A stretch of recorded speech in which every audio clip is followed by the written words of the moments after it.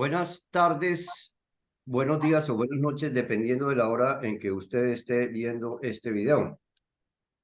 Aquí en el Unicornio, durante la campaña electoral, estuvimos entrevistando a una serie de candidatos, sobre todo hay que reconocerlo, del departamento de Santander, puesto que este medio, aunque tiene una proyección nacional y diríamos universal, que llega a la aldea global, se origina en el departamento de Santander y en esa medida procuramos darle también relevancia a lo que aquí ocurre.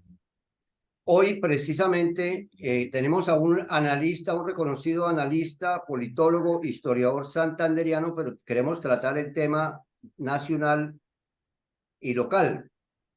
Don Julio Acelas, bienvenido, ¿cómo está usted? Jorge, gracias por la invitación, muy bien. Y bueno, la idea es conversar sobre los efectos y lo que pasó el domingo a nivel local y nacional, sí. Eh, Diga nomás, No, yo mande comenzaría usted por... como dicen los mexicanos, ¿Cómo? mande como dicen los Mande, mexicanos. eso. Bueno, aquí le mando la primera pregunta. En tres breves frases, ¿qué cree usted que fue lo bueno, lo malo y lo feo de la campaña electoral que acaba de culminar? Bueno, lo bueno me parece que significativamente fue una campaña, digamos, y un desarrollo electoral, digamos, pacífico. La violencia siempre ha sido ahí como el coco en las elecciones, etcétera. En algunas ocasiones más, en otras, digamos que eso fue positivo.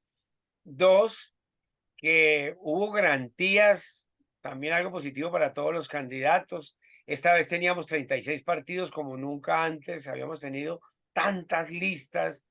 Lo feo es que eso llevó a que el ciudadano se desorientara mucho.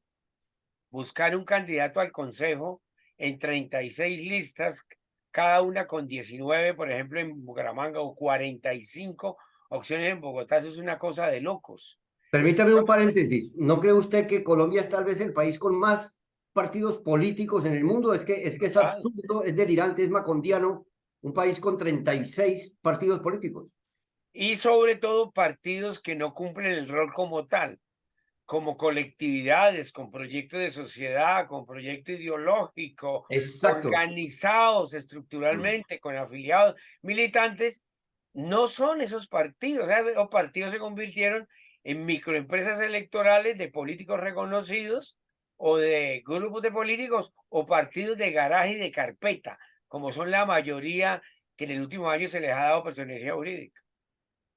Correcto. Bueno, y sigamos con lo de lo bueno, lo malo y lo feo. Lo malo y lo feo Bueno, que se... entonces la desorientación del elector, porque usted ante tanta profusión de candidatos y propuestas, usted nunca pudo encontrar diferencia de nada. Todos hablando de lo mismo, todos señalando lo mismo, todos prometiendo todo o prometiendo nada. Y mil lugares comunes, ¿no? Eso no es nuevo en Colombia. Y algo complicadamente negativo me parece a mí, que sí vale la pena reseñar, es que de alguna manera, el gobierno nacional, que es el que lidera la presidencia bajo Gustavo Petro, trata por todos los artificios posibles del mundo, con opiniones y argumentos y falacias salidas como por arte de Birlibirloque, atribuirse que ganó las elecciones, cuando el domingo pasado lo que pasó fue un plebiscito local, con diferentes matices en cada localidad, con unos más altos, con otros más bajos, fue que perdieron los candidatos que abiertamente se propusieron liderar el pacto histórico, defender el gobierno, etcétera, e incluso algunos amigos del gobierno perdieron. Y eso sí me parece complicado, que es negar el principio de realidad. Lo que pasó el domingo fue en lo local un retroceso de los amigos del gobierno, de los partidos afines al gobierno y sobre todo del pacto histórico que dirige directamente el presidente Gustavo Petro. Eso se relaciona con la siguiente pregunta que le quería hacer, que es, ¿cómo cree usted que le fue al gobierno y a la oposición en términos generales, siguiendo de lo general a lo particular? Bueno, digamos que en lo que pasó el domingo fue la movilización en todo el país de aquellos candidatos, una movilización exitosa de aquellos candidatos que se propusieron hacer campaña en contra del gobierno y de sus errores. O sea, fue un plebiscito Ah, en contra de Petro, de la correcto. figura de Petro, sus vacíos, sus errores, sus desaciertos, etcétera, la falta de ser estadista. Petro es todo menos estadista y por las dificultades que le ha planteado al país y se ha planteado el mismo y el gobierno estar manejando la opinión o tratar de manejar la opinión por vía Twitter.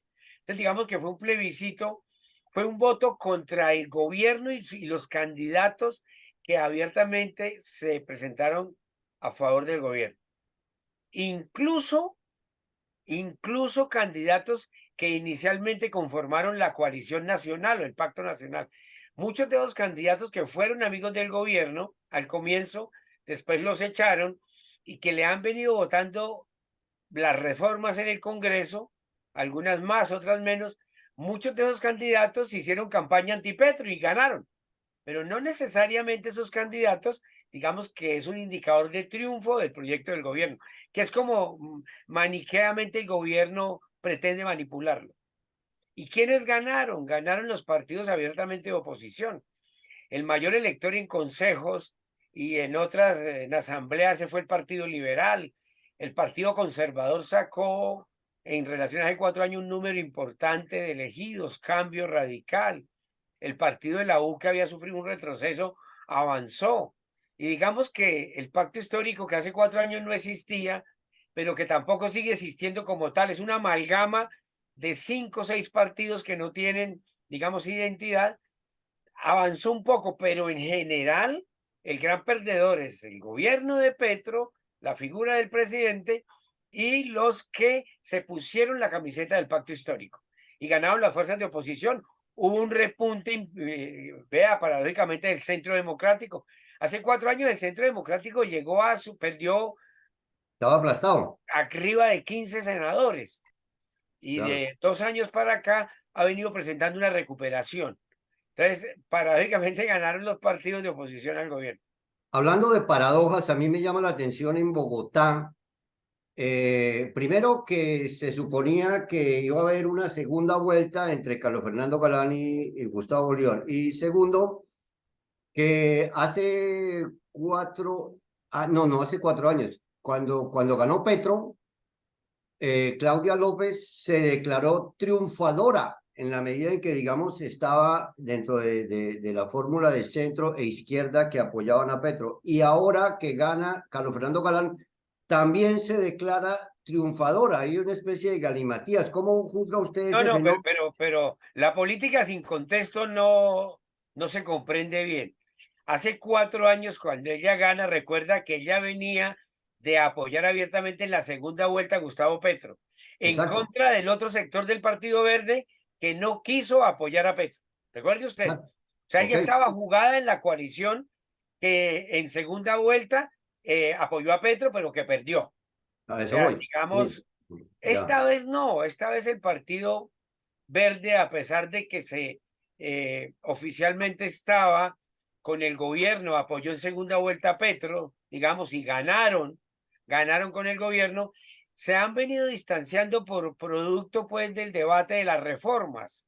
Entonces, Sí, hay un sector, digamos, petrista, un sector del Partido Verde petrista y un sector antipetrista, y en el caso de Bogotá muy particularmente visible, como quiera que Petro desde el comienzo pretendió reversar, por ejemplo, ha pretendido, lo planteó en la campaña, recuerdo, faltando 8 días, sí, plantear correcto. la reversión del modelo de la construcción de metro a un metro subterráneo. Ya el proyecto de metro elevado ya andando, ya contratado, etcétera, y empezaron, digamos, las diferencias con Claudia López. Yo creo que Claudia López ha sido consecuente, porque en este periodo ha sido contradictoria y ha sido permanentemente crítica de Petro. Y yo creo que mucho de ese debate del metro, que lo retomó Carlos Fernando Sánchez a favor de continuar el contrato, de no reversar nada, de adelantar en la fase 1, incluso fase 2 de metro elevado, fue un puntal importante para que Carlos Fernando alcanzara tremenda diferencia y sobre todo que pusiera a Gustavo Bolívar como el candidato de Petro enfrascado de manera rabiosa, de manera antitécnica, de reversar el proyecto del metro que le traería pérdidas económicas no solamente al país, sino también a Bogotá. Entonces, ese elemento marcó mucho la campaña. Tal vez el más grande damnificado del desgaste del gobierno del pacto histórico fue Gustavo Bolívar, la víctima, digamos, de todo esto, porque si hubiera salido elegido como se suponía, o pues que al menos hubiera pasado a segunda vuelta, pues salía fortalecido políticamente y de algún modo habría dado un respaldo al gobierno, pero No no fue sé. así, Sí, ¿ah? no fue así porque primero él fue supremamente confuso. Inicialmente dijo que estaba de acuerdo con Petro, cuando vio que la opinión como que no iba en esa dirección, fue y en notaría radicó que efectivamente iba a continuar el metro elevado, pero o sea, esa confusión en campaña electoral es antivoto. Y segundo, el perfil de Gustavo Bolívar no es un perfil de mandatario, él es un excelente escritor de narconovelas. Él no le cabe la ciudad en la cabeza, abandonó el Senado y dijo en campaña que no, que si quedaba de segundo no asumiría la curul del Consejo. En fin, 30.000 errores y un candidato muy malo. Ah, ¿le parece malo? Bueno, Total. yo ahí tenía una opinión diferente porque al menos me parece que, que es un tipo honesto, honrado y que tal vez quiso estar ahí para apoyar el proyecto de Petro porque no se veía alguien diferente. ¿O usted veía del gobierno a alguien diferente a Gustavo Bolívar para que hubiera sido candidato a la alcaldía de Bogotá? No, no, y ese es el drama de la izquierda colombiana, que nunca construyó una escuela de formación de cuadros para gobernar. Entonces, en el momento de buscar candidatos competentes que empaten con la opinión, que les quepa la ciudad y los departamentos en la cabeza y en el país, pues surgen es el que diga el caudillo. Entonces, el pacto histórico se ha caracterizado sobre todo cuando diseñaron la lista de Congreso y ahora los candidatos es el que diga Petro. Y Petro con Ajá. tantos problemas,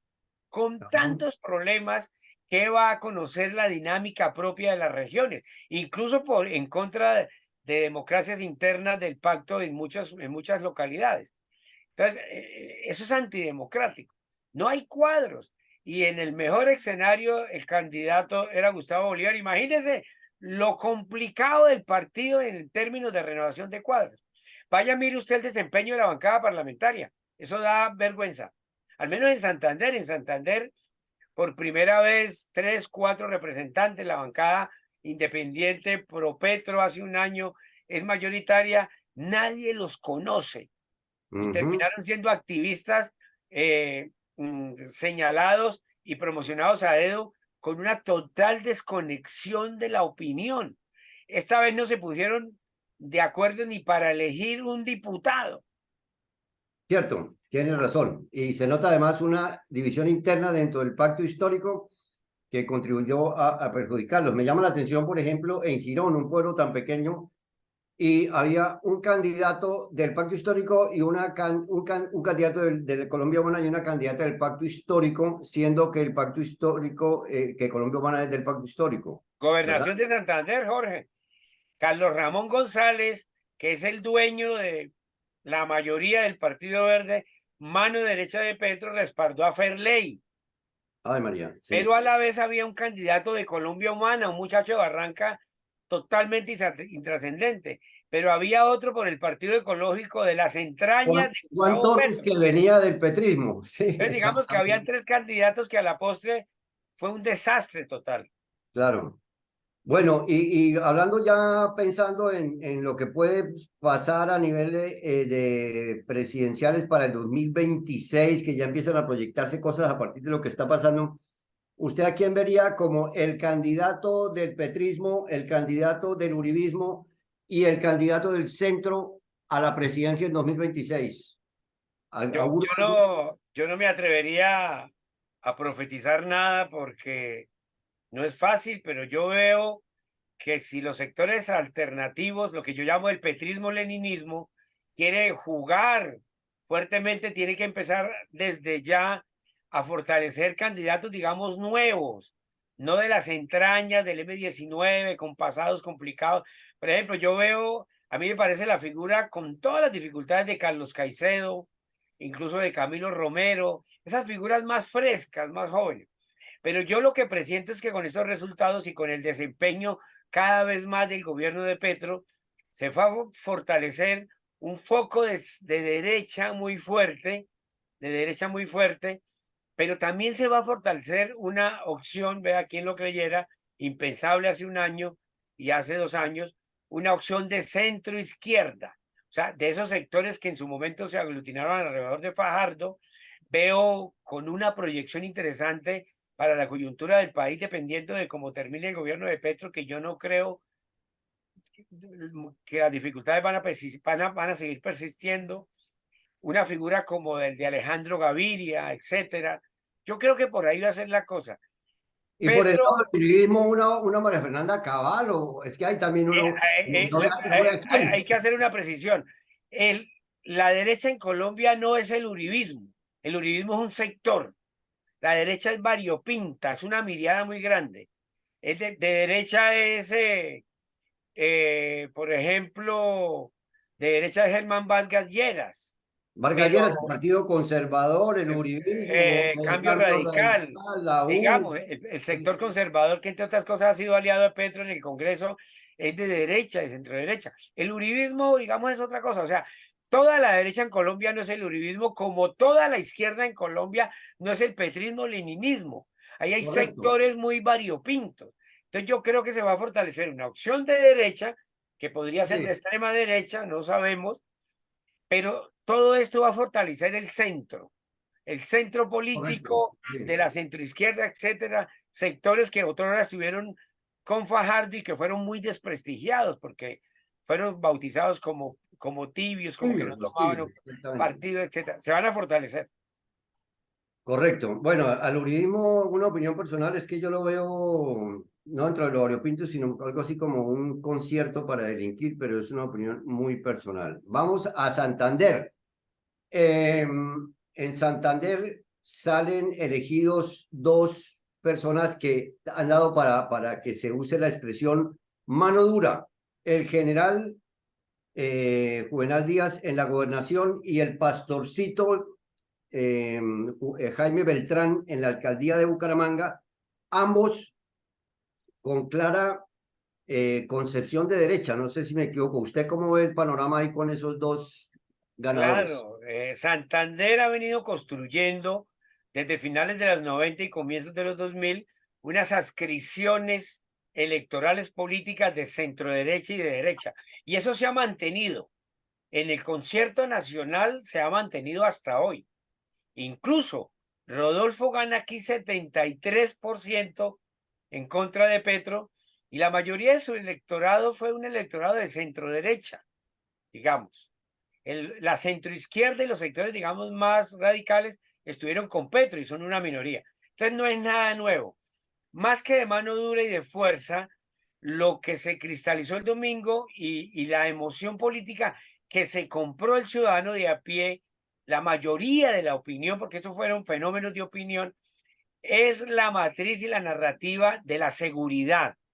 Y la seguridad, los sectores de centro izquierda, los sectores verdes del pacto histórico, eh, parten de una premisa falsa, que la seguridad es un tema de derecha, del uribismo. Resulta que no, como la premisa falsa que tiene la derecha de que el tema de los derechos humanos es un tema de la izquierda y que no le compete, no, son temas de la sociedad. Tres, la coyuntura en lo éticamente correcto, lo políticamente correcto, en esta coyuntura en Santander, como en muchas áreas del país, era la emoción que se impuso producto de la angustia ciudadana de la seguridad, el clamor por tranquilidad. Eso era, digamos, la coyuntura se impone, el principio realidad, y ganan dos candidatos que representaban eso, con marcadas diferencias. Primero, un general de la República de 30, 35 años de experiencia, con una hoja de vida limpia, lejos de escándalos de derechos humanos, lejos de los temas de falsos positivos. Un outsider, hemos dicho, que no había tenido experiencia en la política y a partir de un proceso de recolección de firmas, lidera un movimiento ciudadano que tuvo el respaldo de partidos tradicionales y logra movilizar de una manera arrolladora un fenómeno de opinión que dobla al candidato segundo, que representaba a los clanes, los lavadores de tierra y los nuevos ricos que han conformado un entramado que se ha robado Santander desde hace más de 20 años. Entonces, ese desprestigio de los clanes que se volvieron indeseables jugó también a favor del general, porque se impuso y se volvió hegemónica la narrativa de la seguridad por encima de la de los candidatos de centro izquierda que han venido vehiculando una matriz de anticorrupción y antipolítica que se volvió poco creíble, que tiene 12 años. La gente, quien llegó al máximo nivel esa narrativa de anticorrupción fue Rodolfo y le reventó el escándalo de corrupción de Vitalogy en las manos. No. Pretendía robarse con su familia $100 millones. Y como si fuera poco, la Procuraduría lo destituye 14 años ya en segunda instancia por corrupto. Y después Sí, viene el alcalde Cárdenas a poner apoyo a los verdes, etcétera, y sale muy cuestionado la alcaldía. Entonces, esa narrativa le reventó y se volvió poco creíble y los candidatos que estaban en esa línea perdieron. Entonces, claro. lo que se impuso fue la narrativa de la angustia, de la seguridad, de la necesidad de recuperar la tranquilidad y ganaron los candidatos que reflejaban eso. Y en la alcaldía, Jaime Beltrán, un político profesional, antes que Pastor es político profesional, lleva Correcto. 12, 15 años como concejal. O sea, Está usa en el el partido. ropaje, ¿no será que usa el ropaje de la religión para conquistar adeptos, sobre todo en un país, perdón, en un departamento tan religioso, tan católico y toda esta cosa? Eso inicialmente era una limitante estructural, pero el domingo se comprobó que no. La gente al final hace una prioridad y hay en el votante, en el ciudadano, un voto cínico. Sabe de los vínculos de algunos candidatos, de relaciones complicadas, de orígenes complicados, pero privilegia de pronto su principal angustia, en este caso la seguridad. Y él, hay que reconocerle, ha mantenido el ruido, la propuesta. Así uno tenga diferencias con su propuesta. Yo no creo, me parece que son antitécnicas algunas propuestas de Jaime, pero ha sido consistente, persistente y sistemático en la bandera de la seguridad al menos hace 12 años. Y la ciudadanía se compró eso. Esa fue la mención política que primó y ganó arrolladoramente. El segundo obtuvo la tercera parte de votos, que era precisamente un candidato, Carlos Parra, Sí. de esa matriz de populistas y inexpertos del Partido Verde, cuya lógica de gobierno fue contra los corruptos. Y resulta que se comprobó que terminaron politizando la moral antes que moralizar la política. O sea que Rodolfo Hernández pudo haberle hecho daño también a Carlos Parra por lo que viene de esa misma escuela y que de capturar Sí, votos de opinión es que contra la corrupción y todo a esto. nivel de alcaldía habían 5 candidatos de esa escuela. Se los nombro: Ujú. Carlos Parra, Consuelo Ordóñez, Ludwig Mantilla, Jorge Figueroa y Carlos Sotomonte. Todos esos candidatos se hicieron bajo la sombrilla de inexpertos y populistas con el mantra de la anticorrupción de Rodolfo y Cárdenas y perdieron. La gente ya no cree en eso. Eso Correcto. llevó a Bucaramanga a los niveles más bajos de desarrollo y de los indicadores y del desprestigio total del gobernante. ¿Y usted cree que ya a nivel de Santander y ya que nos aproximamos al final de esta entrevista, es posible pensar, o sea, a mí me da una preocupación y es que hablábamos de clanes, el clan Aguilar proviene de un coronel y ahora tenemos a un general. no es posible o sea, usted ve que no es posible que haya alianzas entre el general y el coronel, eso está descartado primero. Y Bueno, no, nosotros le hicimos una entrevista al general cuando arrancó la campaña y él estableció unas líneas rojas que las movió durante toda la campaña. Primero, cero alianzas con los Aguilar, con Freddy Anaya y con Didier Tavera. Y a mí me da la impresión, como lo ha evidenciado diferentes muestras, discursos, la silla vacía, que eso se mantuvo hasta el final. El general le gana al candidato de los Aguilar. Eso es evidente. correcto, Así, a pesar de que sus hermanos, en las elecciones a Congreso, un hermano de él tuvo una alianza con ellos y gracias a ella llegó a la Cámara de Representantes. Dos, no es comparable Hugo Aguilar con Juvenal Díaz, porque Hugo Aguilar estuvo vinculado con grupos paramilitares y gracias a su ayuda, como lo ha comprobado, lo comprobó la Corte el Suprema de bloque Justicia, central Bolívar, ganó la gobernación con ayuda de grupos paramilitares.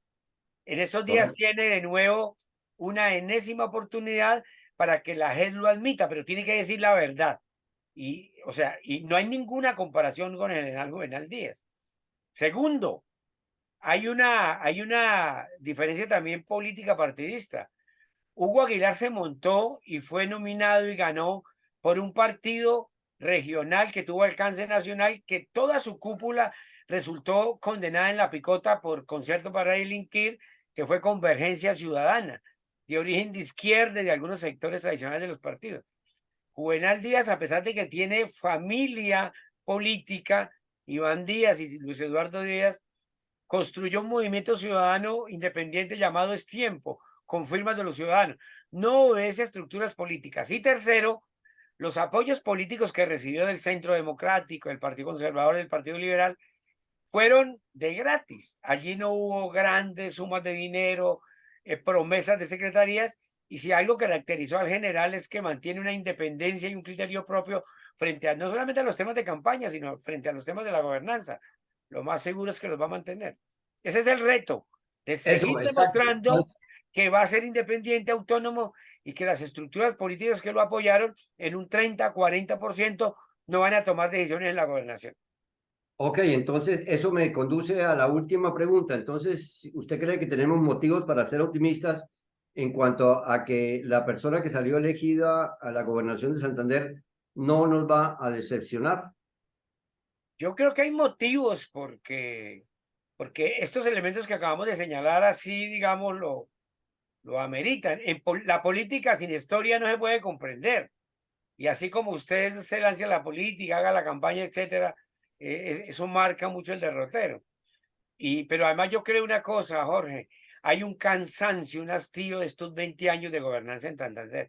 Todos los gobernadores, a excepción de Horacio Serpa, que ya no está entre nosotros, y de Jorge Gómez Villamizar, todos están subyúdices, judicializados, condenados, capturados, tanto por vínculos con grupos ilegales como por corrupción. El general llega con una hoja de vida limpia y el segundo elemento son los escándalos de corrupción. Santander ocupa el segundo lugar en elefantes blancos, todos en estos 20 años. Unos niveles de corrupción y de espaldas a la ciudadanía impresionantes y de indicadores muy bajos del departamento. Entonces, con esos antecedentes, yo creo que los que ganaron la elección tienen un compromiso muy grande de no defraudar las expectativas ciudadanas. Yo creo que eso marca y genera una impronta en lo que viene. Correcto, Julio, le agradecemos mucho. Es de esperar que haya buenos vientos para Santander en lo que viene de aquí en adelante. No sé si usted tenga algo con lo cual quiera rematar esta entrevista. No, dos cosas, que gracias a que la gente cambia el voto es que hay cambio de gobierno.